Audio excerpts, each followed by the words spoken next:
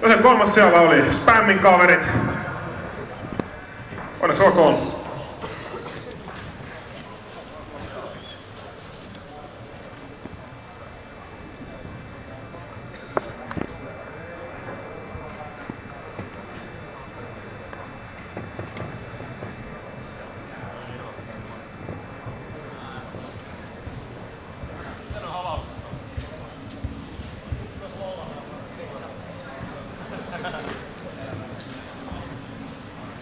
Nyt on kyllä niin isot kuulokkeet päässä, että mahtuuko sinne pokaan? Ei mahdu.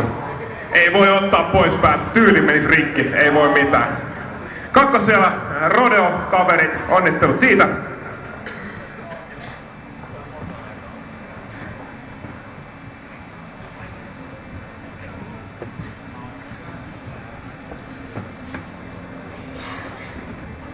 No niin, HC-juhkarit, tulkaas tähän edustajalle edustamaan.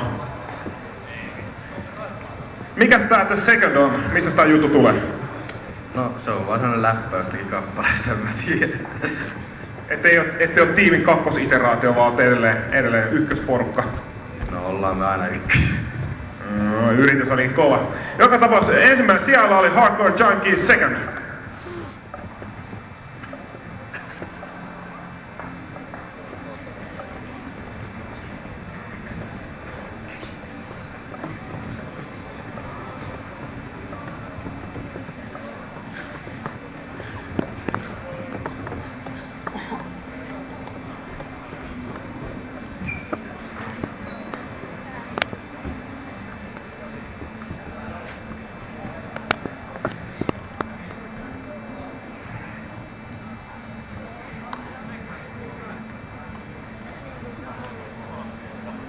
No nyt kun amatööri skaapoja kunikuuslaji on viety kotiin, niin onko mitään terveisiä kavereille, että mitä ensi vuonna pitäisi olla? Onko lisää haastetta vai onko teillä, miten saadaan tässä enemmän jännitystä skaapaa? Onko kenelläkään heittää mitään nasevaa? Siellä pokaalimiehillä on jotain nasevaa.